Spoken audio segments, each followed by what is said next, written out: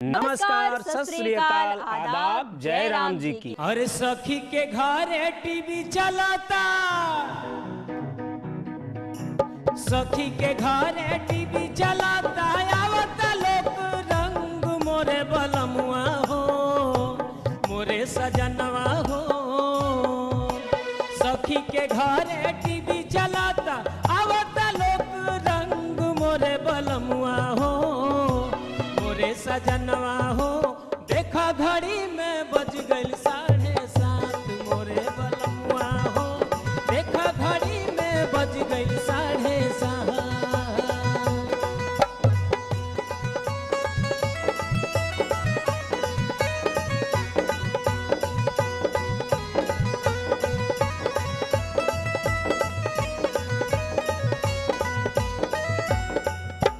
सखी के घरे टीवी चलाता, आवता लोक रंग मोरे बलमुआ हो, मोरे सजनवा हो।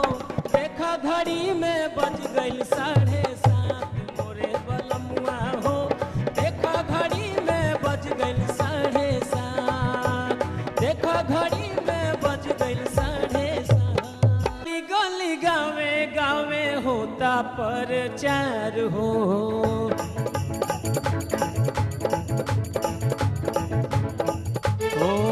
गली गली गावे गावे होता प्रचार हो।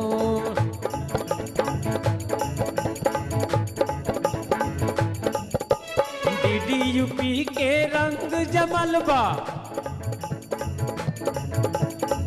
डीडी यूपी के रंग जमल बा, होता गाना बजान मोरे बलमुआ हो, मोरे सजनवा हो।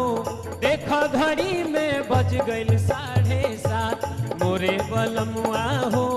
देखा घड़ी में बज गई 7:30, मोरे बलमुआ हो। देखा घड़ी में बज गई 7:30। बिल्कुल हल्ला मच गइल बा, और ऐसन हल्ला मच गइल बा कि सगरो लोग ई कार्यक्रम के देखे बदे एकदम परेशान रहेला और इंतजार करेला। तो हम तो कहब भैया इंतजार करत रही, काहे से कि इंतजार का फल बहुत मीठा होला। तो यही के साथ ही हमनी के देही इजाजत, अगले एपिसोड में हुई फिर से मुलाकात और गीत गवनाई का दौर फिर से शुरू हुई। एक साथ ही नमस्कार, शुभ रात्रि।